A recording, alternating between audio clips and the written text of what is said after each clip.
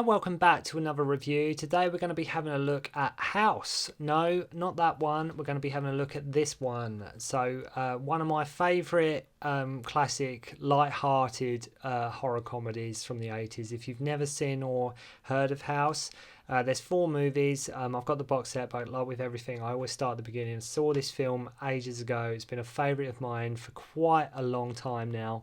So we're just getting into House today.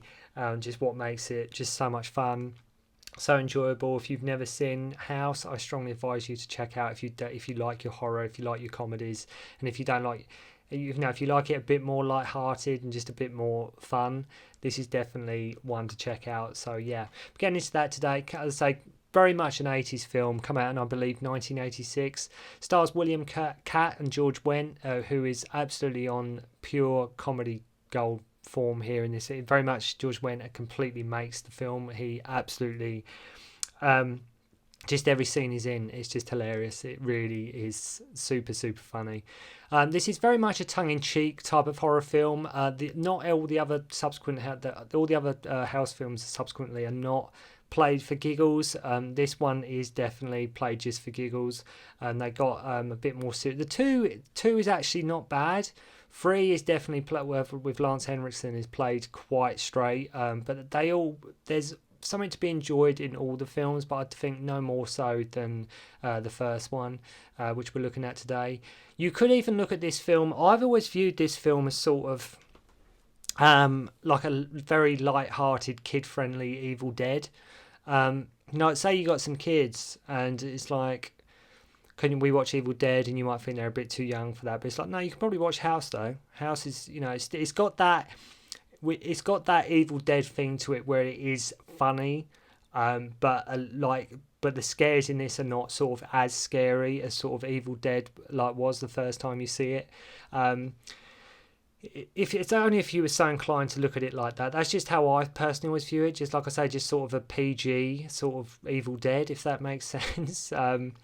So what makes this film work? Although it is silly and goofy, everyone seems to be really applying themselves here, which is what really does make the film work. There's actually a lot more. There's better acting in this than there should be. I don't mean like serious acting, but everybody seems to be really sort of having fun in this film. And like I say, whenever a film is like that and you can tell the actors are having fun and enjoying themselves, it really comes across on camera. You can tell that William Katt and George Wendt are just like goofing around and having fun. I'm sure like behind the scenes it would have been pretty much the same. I can imagine they had a real blast making this film. So yeah, everyone seems to be really getting on, and like I say, well acted. I think they all make it work, especially like I say, the dynamic between Cobb and his next door neighbour Harold, played by George Wendt. The dynamic between them two and the chemistry they have whenever Harold pops over, and some of the dialogue between them, which I will be getting into a little bit today. Just incredible. As mentioned, it spawned 3 sequels, and the 3 sequels, none of them are connected. They're all separate entities in their own right. But we'll be having a look at the first one today, and in my opinion, the best House film there is. It's often forgotten about, House. It's often not a lot of people sort of have heard of it or remember it. But to me, it's just a favourite of mine. It has been for many years. So the film starts with this like long, nice opening shot. Again, just looking at the filmmaking here, there's a nice opening shot that sort of circles around the whole house, and it's all done in one take. And at one point, this cat sort of runs across, and it pans down the house, and it goes around to the front of the house, and then this like delivery guy with some groceries turns up, and it's all done in one take. And if you watch that first shot, it's a cool opening shot. So he turns up with these groceries, he drops them off, but there's no answer, so he goes to investigate and finds Aunt Hooper hanging in one of the bedrooms. So there's this old lady, he goes upstairs, just finds this woman just hanging there. Then we cut to our main character, Roger Cobb, who is such a jerk. Like, Roger Cobb is he is such a jerk, but I think William Katt plays the role so well.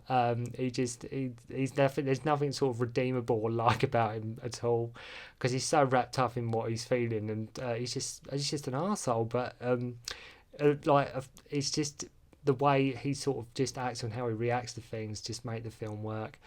So yeah.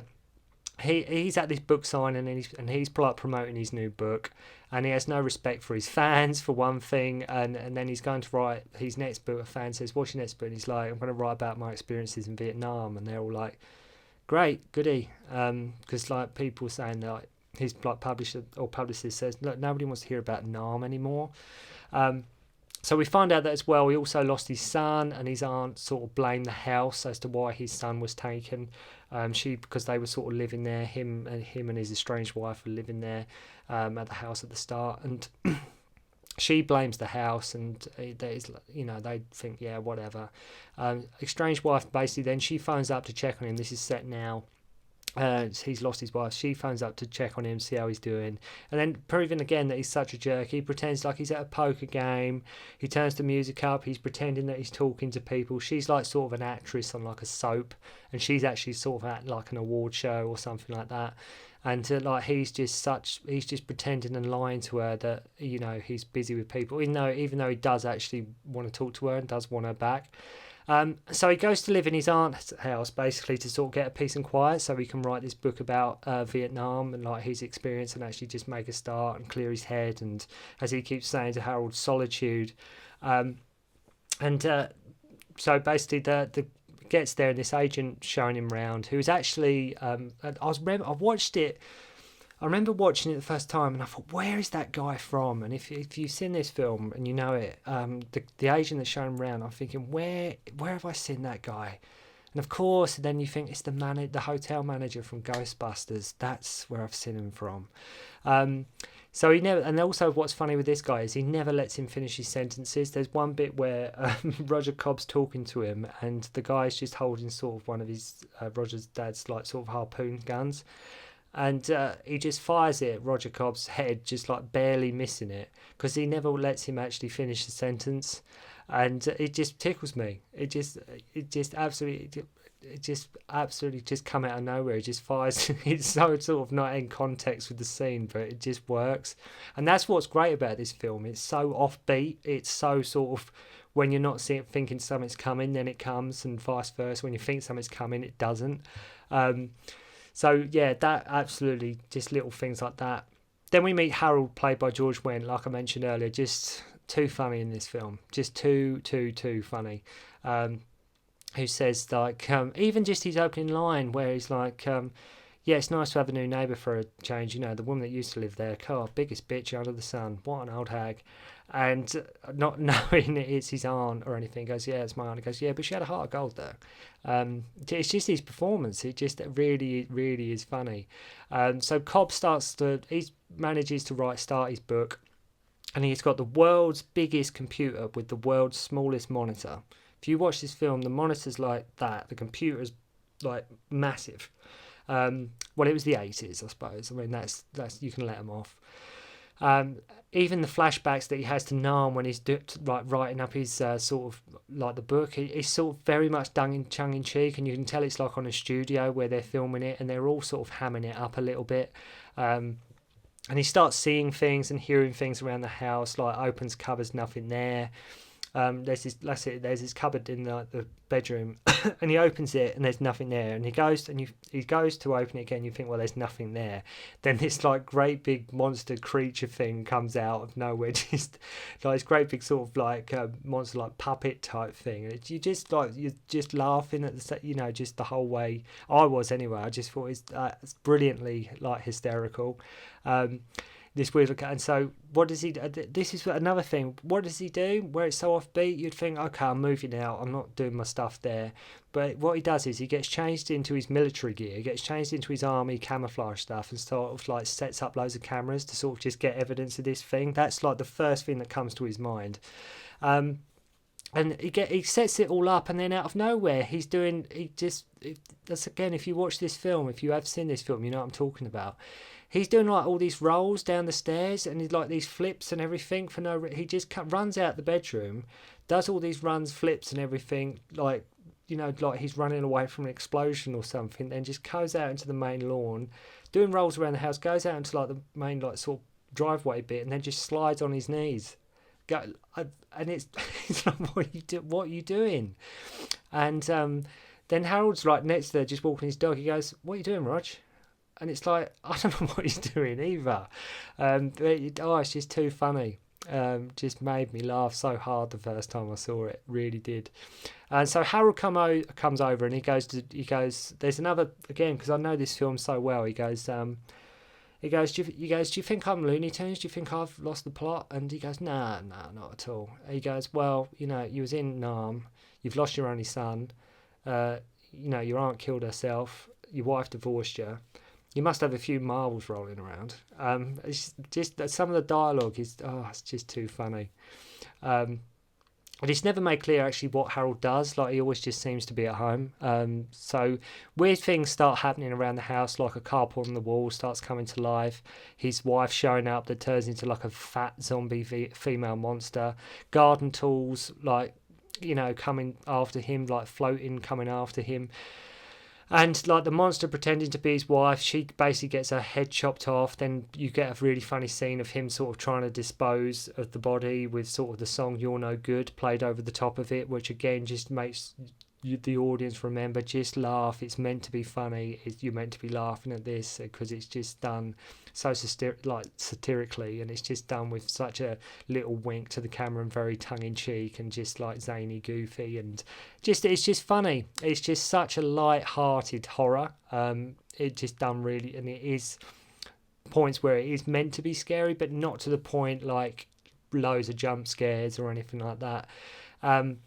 So loads of scenes, like I say, played for comedy, like him trying to hide his nerves in front of the police when he's got the shotgun and he says he was just cleaning it, or stopping, like I say, the corpse coming alive as he talks to his neighbour, and like when she walks away and this corpse is in like this bag, and this hand that gets sort of goes everywhere. At one point it goes on his neighbour's son's back, but she walks away as they're talking in the garden. He's like, yeah, see you soon. And then as she walks away, he absolutely whacks the crap out of this thing that's in this bin liner. Just funny stuff. So basically his friend Ben in Nam got shot, and Roger didn't finish him. Ben wanted him to. So this is where like all his trauma comes from. As I say, he's lost his kid. He's got his Nam flashbacks going on. So he gets Harold over, and again, he explains there is like a big raccoon in the closet, right? He says, I think I am going a bit Looney Tunes, but he says it's actually a raccoon. But he says, this one's big, this is a real big thing. And Harold goes, what? So like Cujo, the raccoon. Again, great lines. And just when George Wendt says these lines, it's just too funny. Harold says, and he gives him this harpoon gun. Gives Harold the harpoon gun. Harold don't have a clue what he's doing or what he's going to see or what on earth Cobb is talking about. He gives Harold this harpoon gun. They both got their goggles on. He's like, right, you got to do this for me, Harold. Like, just point and shoot. I'm going to open the door. Are we both ready? And Harold's like, yeah, I guess so. I don't know what.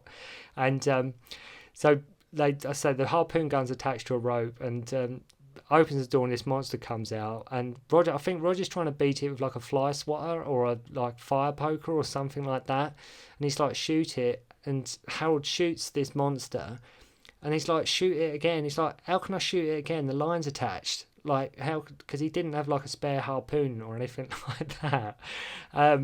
He goes, shoot it. He's like, how can I shoot it again? And he basically, cut long story short, he eventually finds like an entrance behind the bathroom cupboard into the black void, where we learn it was the zombie Ben who stole his kid. Roger even at one point swinging him, zombie Ben, sort of military zombie army guy, sort of swings him around. His arm comes off. Ben's arm comes off, and Cobb decides to beat zombie Ben with his own arm that's come off. It's things like that, that gives you an idea of what kind of film this is. And he eventually blows him up with grenades, and he gets his kid back. That is basically the premise of the film. If you've never seen House, please go check it out. If you love comedy horror, where it juggles the pair of them things that both genres really well, because if you take the comedy element out of this, it wouldn't work. If you took the horror element out of this, it probably wouldn't work. But the two in this film really much go really hand in hand. It's really well done. I think in my view, it's like a complete, cult classic. I absolutely love this film. 90 minutes, just really good fun. it's maybe not as, like I say, sort of a classic status as Evil Dead, or as violent as Evil Dead, but it's very, very, very entertaining, and you will laugh. It's one of them films that even if you find somebody, you're chilling out with somebody and they're not a fan of horror films, they probably would still enjoy this, because the horror element is sort of downplayed. It's more focused on, like I say, tongue in cheek, sort of funny, comedic, and with some great performances as well, by William Katt, George Wendt, and Richard Mole. Really, really having fun in this. So if you only ever see one of the House movies, please make sure it's this one. I mean, in a funny sort of a way, it could even be, you could even call it like a family horror movie. Like, you probably could most of you just all sit around the TV and watch this, regardless of what age you are, because there's nothing too horrible in this film. But no, if you've never seen House and you love comedy horror, go check it out.